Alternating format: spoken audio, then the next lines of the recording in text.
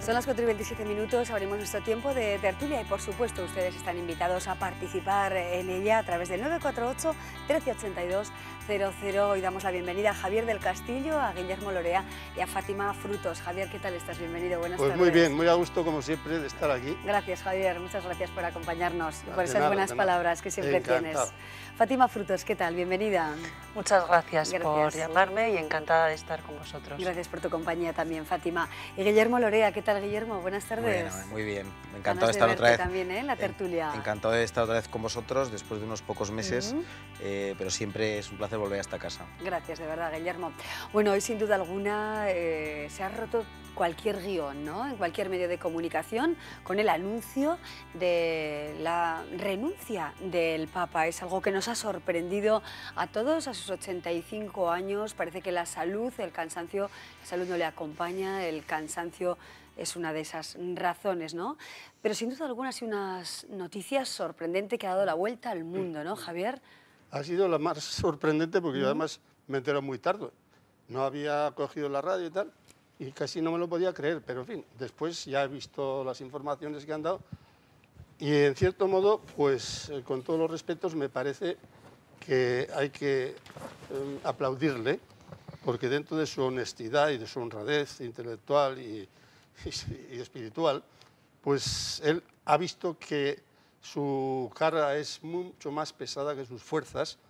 Yo quiero creer en eso y ese ha sido el motivo de dejarlo, sin entrar ni querer pensar en causas más oscuras. Fátima, ¿cómo has vivido también esta noticia? No sé si te ha generado cierta sorpresa, Sí. ¿era esperado por otra parte? O no. Quizá una persona de 85 años ya es una persona muy mayor para este trabajo. Tenemos objetivo. a su presidente Juan Pablo II, que llegó a una edad muy mayor, con enfermedades, y que estuvo ahí, digamos, aguantando. En este caso creo que ha sorprendido a todo el planeta.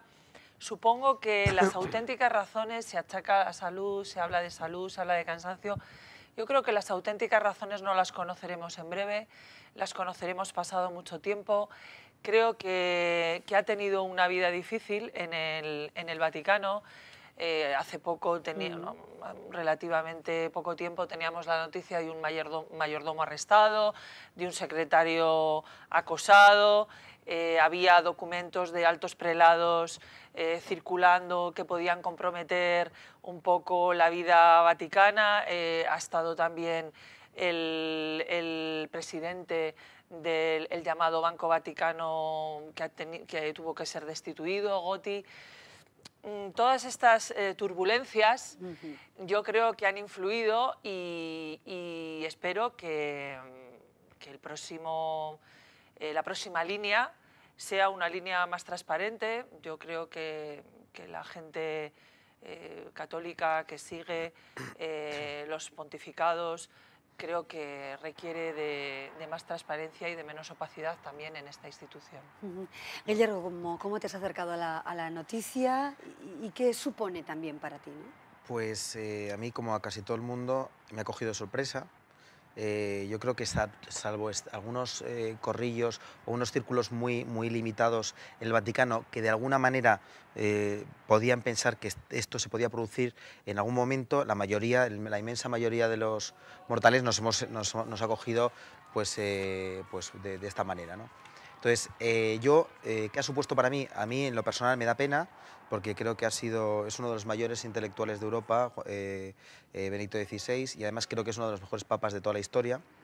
A diferencia, discrepo con algunas cosas que ha dicho Fátima, yo no creo que vayamos a descubrir nada en los próximos tiempos, en los próximos años, nada que no haya dicho ya el Papa. Yo no creo que haya un motivo de salud oculto ni ninguna presión extraordinaria que haya recibido. Yo creo que es tan clara y sencillamente el hecho de que el Papa ya es mayor, está cansado y nos enfrentamos ante unos cambios que van muy rápido en un mundo cada vez más globalizado y con una realidad más cambiante y más compleja, y que para esa nueva realidad él no se sentía con las fuerzas suficientes para dirigir la barca de Pedro, que es la Iglesia. Entonces, yo creo que una opción que tomó el Papa que lo precedió, Juan Pablo II, que era llevar el pontificado como una cruz hasta el último extremo, Benedicto XVI, en plenitud todavía de sus facultades intelectuales y físicamente, sin ninguna enfermedad, por lo menos ninguna enfermedad diagnosticada como tal, no quiere a sus 85 años verse sometido el final de su pontificado a un deterioro mental, que no es lo que necesita la Iglesia en este momento. Tampoco coincido, Fátima, y con esto acabo mi primera intervención, en que lo que haga falta ahora sea una transparencia. Bueno, la transparencia siempre es necesaria, pero precisamente el pontificado de Benedicto XVI se ha caracterizado por esos intentos de transparencia. Es decir, lo ha hecho en los últimos años y ha tenido una serie de cambios que han seguido en esta línea. Ha simplificado la liturgia, ha continuado con esas líneas rompedoras en lo formal, por lo menos por Juan Pablo II, como los encuentros con la juventud. Y luego yo creo que los documentos pontificios, pastorales, han sido espléndidos. Las 3 encíclicas, la primera de ellas dedicada al amor, la segunda a la esperanza y la tercera también al amor, pero a la verdad. Y yo creo que ha terminado en estas Navidades su trilogía de Jesús de Nazaret, que era una apuesta personal, no tanto como papa, sino como teólogo, que también lo es, y grande, y exégeta, que también lo es, y también muy grande, y ha demostrado que hasta el último momento, si ahora se apea, o sea, si ahora renuncia, bueno, ya ha avisado su renuncia, ¿no? La ha anunciado, pero hasta el último momento ha estado en la vanguardia de todo lo que sucede. Se ha enterado de todo lo que ocurría, tanto en el seno de la Iglesia, tanto en el Estado Vaticano, como en lo espiritual y en lo teológico. Y como anécdota, en los expertos que analizan sus últimas obras ven que hay referencias a la teología más de vanguardia, más reciente, tanto en el ámbito católico como protestante. Quiero decir, que es un intelectual que hasta el último momento ha estado en lo último, ¿no? Bueno, veremos a ver quién es el siguiente papa, el sucesor. Todavía hay un tiempo. Luego vamos a hablar con detalle con un teólogo de la Universidad de Navarra acerca de todos los pasos que se deben dar ahora, La ¿no? Iglesia permanecerá, según algunos creemos. Por muchas vicisitudes y distintas visiones que se tengan, la Iglesia permanecerá. Eso estoy absolutamente convencido y lo creo. Lo digo. Sería bueno que permaneciese con apertura, por ejemplo, hacia las mujeres que están relegadas a un segundo papel, a un papel muy secundario. Se ha ido actualizando en la Iglesia. Los que tenemos bastantes más años que vosotros, que soy yo, he visto una gran apertura en la Iglesia de nuestra tierra y por lo tanto la universal también, en todos los sentidos. A veces se tiene más prisa en las aperturas. Hombre, tú trabajas este mundo y me parece muy bien, pero otros hemos visto grandes aperturas que antes no eran ni siquiera hace 60 años. Fátima, ¿qué echas de menos en ese sentido? ¿Una mayor apertura de la Iglesia hacia la mujer? ¿Hacia qué camino exactamente? Yo cuando hablo de transparencia en las cuentas, hablo de que en unos momentos de crisis prácticamente global en nuestro país, muy acentuada, la Iglesia debería hacer frente a unos impuestos que no está haciendo frente, que aquí no pueden, que aquí la crisis no puede ser pagada siempre por las clases medias, sino que la Iglesia tiene unos ingresos, tiene una obra social importante, pero también el Estado hace una obra social importante, tiene que haber transparencia, como digo, encuestas a nivel fiscal, a nivel impositivo. El papel de la mujer está totalmente relegado a un papel secundario y luego tiene que haber avances o sea, lo que no puede ser es que tengamos... A mí me gustaría ver a un siguiente pontífice dando pasos, pues por ejemplo en África, pues para pasos en relación al SIDA, a hacer declaraciones que favorezcan la prevención de enfermedades tan absolutamente terribles como el SIDA y, bueno, en fin, una Iglesia más cercana al pueblo que sufre. Bueno, esas son opiniones y distintos puntos de vista. Tú lo ves así, yo desde luego soy un progresista a lo mejor en cámara lenta, pero la Iglesia, repito, que ha hecho y ha estado siempre al lado de los pobres, menesterosos y desgraciados. Eso es verdad. Otra cosa es que se le hayan cargado otros roles. ¿Quién estudiaba hace un siglo en España? En Pamplona, en Sangüesa. Los que tenían las escuelas públicas eran las comunidades religiosas. Gracias a ellas ha habido algo que muy bien después ha venido, que defectos habrá habido en todas las instituciones. Pero yo, la verdad es que el hablar en estos términos, hemos empezado a hablar del Papa, yo he dicho lo que me ha parecido en ese momento, sin tratar de extenderme demasiado. Sí, sin duda nos fijamos hoy, ninguna persona en la somos figura iguales. La forma de ser de Juan Pablo II nada tiene que ver con este. Y el que venga, pues me imagino que tendrá también su estilo o su carácter. Quizá la edad es un tema que se plantea, ¿no? ¿Por qué quizás se elige a un pontífice, a un papa, bueno, pues en la última etapa de su vida, ¿no?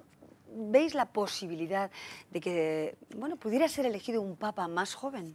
Vamos a ver, ocurrió con Juan Pablo II. Era un papa que llegó al pontificado con 60 y tantos años. Normalmente no se accedía, o en los tiempos más recientes a esa elección, no se producía la elección de un papa tan joven. De hecho, dio un lugar a un pontificado muy largo y muy reformador en muchas cuestiones.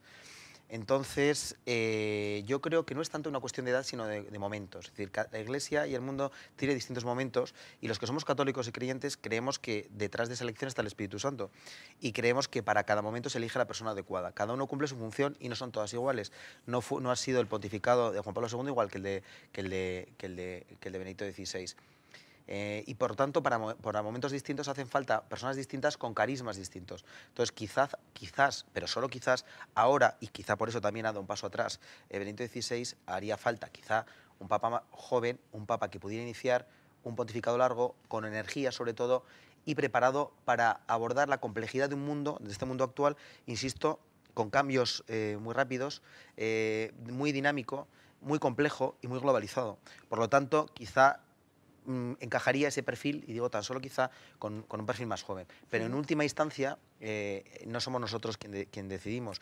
Yo en la última elección podía haber pensado en ese perfil, y cuando fue elegido Benedicto XVI, pues quizá me pareció que era un papa muy mayor, y luego ha resultado, aunque ha sido un pontificado de escasos 8 años, pero muy pródigo en obra intelectual, por ejemplo, y en pastoral y en doctrina.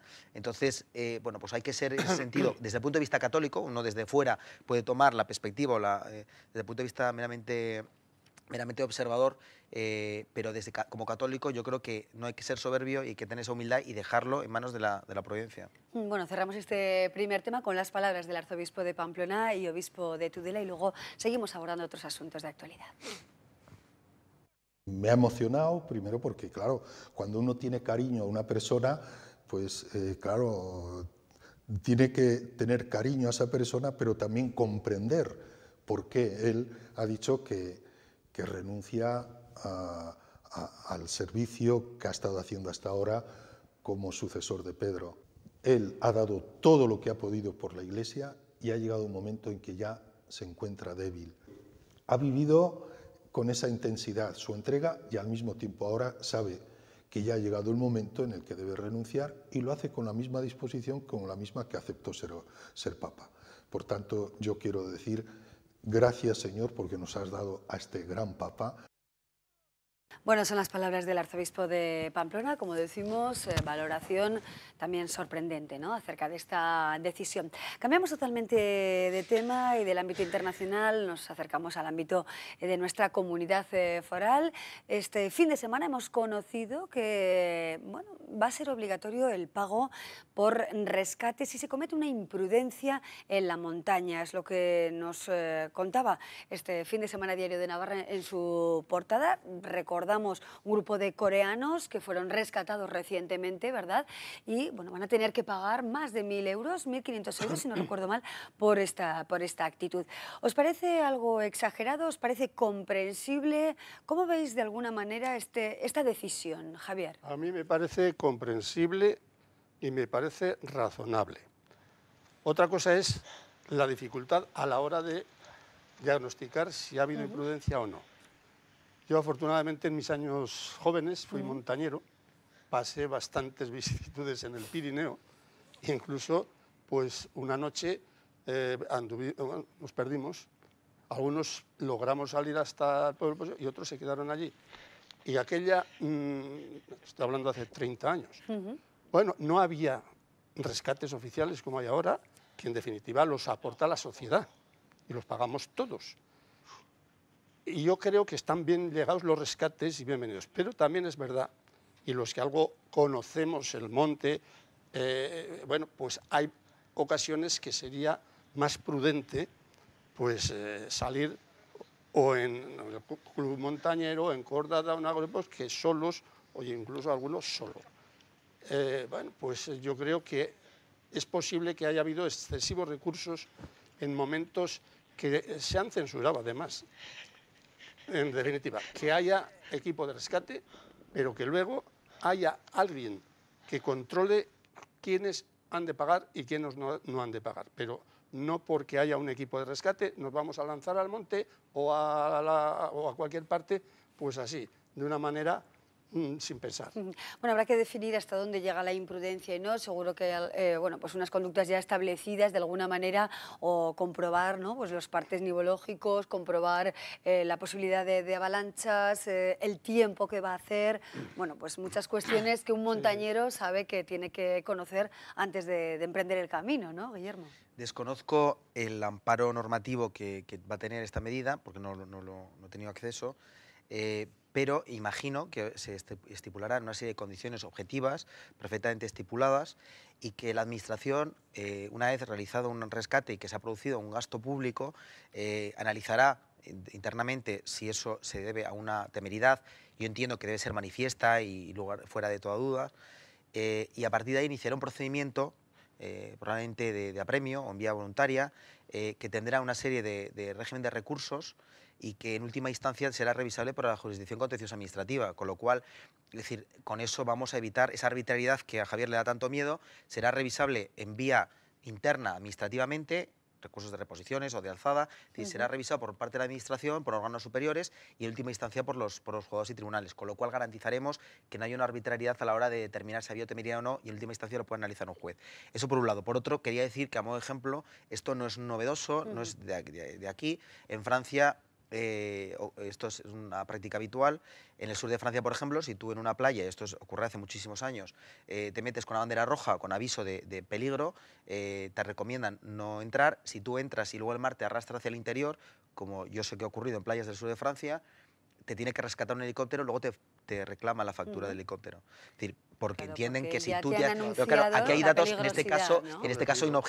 hay una objetividad clara, es decir, hay una prohibición, una recomendación de no entrar, y aún así tú entras y por lo tanto tienes que asumir las consecuencias. No van a dejar que te trague el mar, pero te rescatan, pero como lo has hecho con manifiesto desprecio a las recomendaciones y con una temeridad clara y manifiesta, pues te lo reclaman pues como un gasto público que no tiene la Administración el deber jurídico de soportar, o por lo menos se entiende que a partir de esta reforma no tiene el deber jurídico de soportar si ha habido esa manifiesta temeridad. Bueno, además es momento ahora quizá de crisis, hay que controlar el dinero público de forma muy, muy detallada y exhaustiva siempre, desde luego, y esta puede ser también, bueno, pues de alguna manera una línea, ¿no?, tener presente, porque sabemos que nuestra tierra, bueno, pues es tierra de montañeros y obviamente también se invierten muchos recursos en esos múltiples rescates que hay a lo largo del año, ¿no, Fátima? Sí, yo creo que hay que mantener una comunicación constante por parte de la Administración con las asociaciones de deportistas de montaña, que son grandes conocedores de este tema.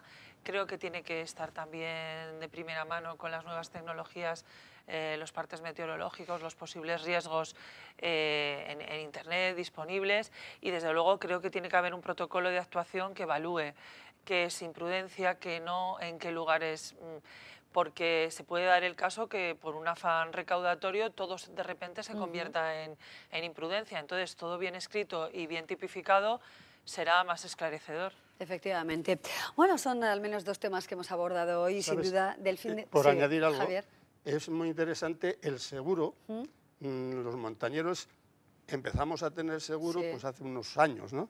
Y las propias compañías son, hombre, pues el montañero tiene unos gastos como cualquier otro deporte, pues al hacer tu ficha, que ahora son todos federados, pues se paga un poco más y tienes por lo menos la seguridad que hay, la administración pública tiene los equipos y tampoco va a ser gravoso a todo el mundo, sino he contribuido con el seguro y con eso puedo paliar los gastos. Efectivamente.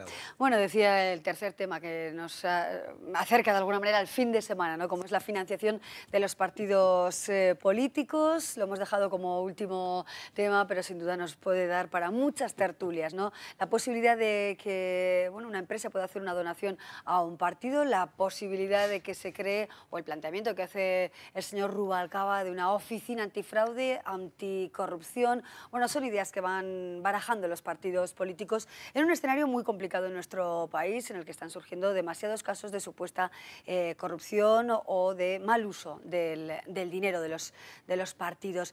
¿Qué os parece este planteamiento que hizo el señor Rubalcaba el fin de semana, esa oficina antifraude, esa imposibilidad de recibir donaciones? Pues que lo podía haber hecho hace muchos años, porque lleva 20 años en política. Y los que también hemos pasado por política, tenemos alguna motivación para hablar. Es verdad que el que sirve a la política de ella tiene que vivir, cuando no tiene otra profesión. Pero lo que ha ocurrido, y lo digo sin ánimo de ofender a nadie, yo he estado en la vida política muchos años, pues en toda la transición, etcétera, etcétera, y hasta entrados los 90 prácticamente eran poquísimos los políticos electos que se asignaban un sueldo. Casi todos vivíamos de nuestro sueldo profesional y empleábamos las horas extras en todo esto. Bueno, pues ni aquella heroicidad, ni la gazofia actual de que cualquier profesional de la política se pone un sueldo insultante comparado con cualquier profesional técnico de la calle que es grande. Y ya hablo sin llegar a lo que es llevarse el dinero ya a casa. Y la financiación de los partidos efectivamente ha sido el caballo de batalla siempre, y yo creo que ahí no pueden vivir todos los partidos del presupuesto de todos nosotros. Algún esfuerzo tienen que hacer los afiliados y los que defienden esa ideología, si no hemos convertido, desde mi punto de vista, en una partitocracia, una magnífica democracia que en el año 79 la trajimos mucha gente con ilusión y hoy la miramos con tristeza en parte. Desde luego, no son buenos momentos para la política, que duda cabe, todos tenemos en mente, bueno, pues casos conocidos del Partido Socialista, como indicábamos, ahora el Partido Popular, que se ve envuelto también en el caso Gürtel, el caso Bárcenas, con el escándalo que supone para la población que sufre la crisis económica. Cambios en esa financiación de los partidos, en pro quizá de la transparencia. Este fin de semana también veíamos cómo el presidente del Gobierno, Mariano Rajoy, nos contaba cuál ha sido su sueldo, cómo ha evolucionado también el dinero que ha percibido. ¿Deben los partidos mostrarnos su declaración de la renta? ¿Debemos conocer el origen del dinero que reciben y que pueden gastar? Vamos a ver, ahora hemos sabido las declaraciones de renta y patrimonio. En realidad desde hace un tiempo todos los diputados y todos los senadores lo tienen en la página de sus respectivas cámaras. Hasta ahora el partido que ha demostrado en ese sentido más transparencia, es decir, estas medidas que han tomado últimamente, ha sido el Partido Popular. El único partido que tiene una auditoría interna y va a tener una auditoría externa y va a ser pública. Yo creo que cualquier esfuerzo de transparencia es poco. Y desde luego lo que sí se abre un periodo es de reflexión, de análisis de qué tipo de democracia queremos tener. Es decir, Javier hablaba de partitocracia. Bueno, tenemos la democracia de partidos que se eligió en el 78, para bien o para mal. Sí. Que quizá el debate es mucho más amplio y habrá que replantearse más cosas. Pero no hay democracia dentro de los partidos. Sí, bien. Habrá que plantearse reformas de más amplio calado, incluso replantearnos el propio sistema, la ley electoral, la articulación de los partidos, etcétera. De momento, si solo estamos planteándonos el tema de la financiación, que yo creo que es un tema que habría que abordarlo en un debate mayor, yo creo que el ámbito apropiado debería ser ahora mismo, ya que está tramitándose y debatiéndose próximamente en el Congreso de los Diputados, es la ley de transparencia. Yo creo que es el ámbito donde se podría discutir y ver si se le da una vuelta de tuerca más. En cualquier caso, hay que decir, para evitar caer también en demagogias, transparencia ya hay. La ley en vigor de financiación de los partidos establece una publicidad de las donaciones que realizan las empresas, es decir, no hay oscurantismo en ese sentido, se sabe lo que dona cada empresa. Por otro lado, hay un clamor en la calle que hablan, en la línea de lo que decía Javier, de que los sindicatos, los partidos y otras entidades que no se financien públicamente, o eliminarlos o reducir la financiación pública. Y al mismo tiempo hay quien dice que quiere prohibir las donaciones privadas. Bueno, yo puedo tener un criterio que creo el mío personal, que el Estado tiene que intervenir lo menos posible y que habría que buscar financiaciones privadas, como también las entidades culturales, como los sindicatos, como las asociaciones, etcétera. Porque creo que es el futuro, fomentar que el Estado cree el caldo de cultivo propicio para que pueda ser de alguna manera atrayente fiscalmente y socialmente, que la iniciativa privada ayude a financiar también a la sociedad civil. Pero en cualquier caso entiendo que es un debate que hay que hacerse de forma reposada y que tiene que ser debate sí, donde porque entre parece el que ahora los conjunto. políticos sacan este tema a colación o traen a colación este tema ahora que surgen estos casos en los que se ven involucrados Hombre, Amaya, partidos yo ahora, de diferentes siglas, ya que ¿no? comentas esto y que la noticia ha arrancado con la excusa de las declaraciones de Rubalcaba, yo entiendo que a este señor le preocupe mucho, lo digo por la Oficina Anticorrupción, puesto que tiene los casi 1.000 millones de euros de los seres de Andalucía, muy escandalosos, o procesado a un exministro socialista, José Blanco, que también fue secretario de Comunicación del Partido Socialista, que fue pillado en una gasolinera con un maletín en efectivo. Es decir, lo que pasa es que, como bien dice Javier, ha estado los 7 años de vicepresidente, bueno, en el gobierno, en los gobiernos de Zapatero y antes en los de González. Quiere decir que parece que es una persona recién aterrizada en la política y ha tenido mucho tiempo para hacer este tipo de propuestas. Yo creo que no hay que caer en la demagogia, en definitiva, ni en el oportunismo, y que hay que hacer reflexiones serias. Yo sé que la pausadas. democracia es necesaria y que la tenemos que hacer posible. Y por supuesto lucharé todo lo que sea.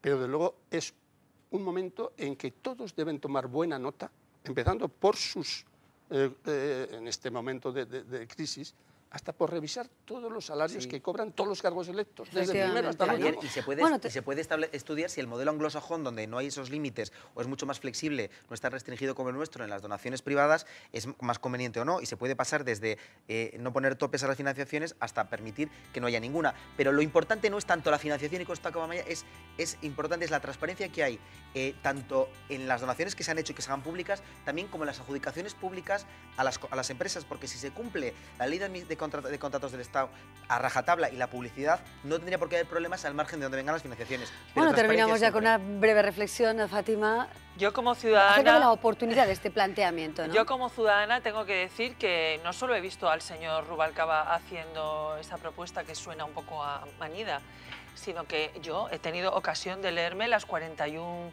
propuestas que han venido desde la izquierda plural en las Cortes Generales en Madrid, muchas de ellas muy interesantes, como fortalecer todo lo que es el funcionariado de la agencia tributaria, que desde esos mismos trabajadores, de esas mismas trabajadoras, han dicho que con un refuerzo a nivel de personal ahí se hubiese conseguido aflorar muchísimo más fraude fiscal que la propia amnistía fiscal que hemos tenido.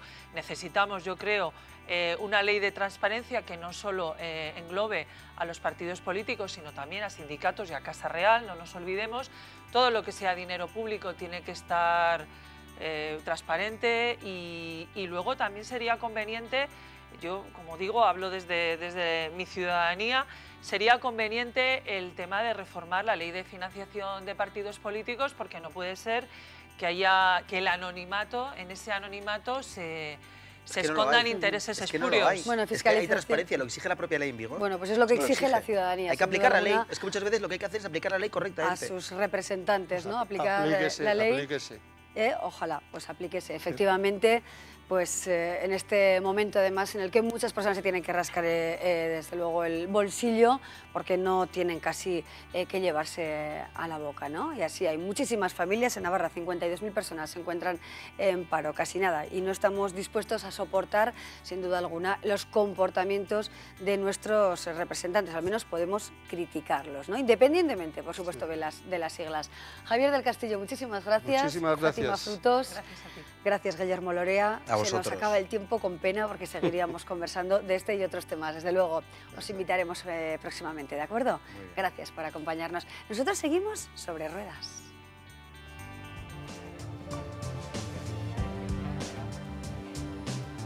Bueno, estamos inaugurando un concesionario de automóviles que en este momento, pues como podéis ver por titulares y cómo está el mercado, pues para nosotros es un día grande, ¿no? Estamos contentos, tenemos Kia, que es una marca que la verdad en los 2 meses que llevamos un poco de andadura nos ha sorprendido el feeling, lo que gusta, estamos teniendo movimiento. Yo creo que esto es único, buena situación en la que se encuentra el país, que haya gente que apueste por la marca y que invierta en una marca como Kia, que es una marca relativamente joven en España, pero que estamos progresando mucho, estamos introduciendo muchos modelos y yo creo que eso nos está ayudando a encontrar también gente que quiera invertir en la marca. Se pueda pensar desde un concesionario de automóviles, pero si dicen que está cayendo el mercado un 40, un 30, bueno, a veces es el momento, ¿no? Yo creo que hay que hacerlo, este producto es bueno, nosotros creemos en él, estamos convencidos que francamente relación pues calidad-precio por gama, tenemos un coche desde 7.400 euros hasta los 33.000, cubrimos un poco todo caminos, coches pequeños, vamos, yo creo que nos va a ir bien. Nuestro embajador, que efectivamente, pues bueno, seguir su referencia, pues la verdad que es un hado de, bueno, cuando lo conoces personalmente, la verdad que es, multiplicas por 10 lo que ya transmite de serie.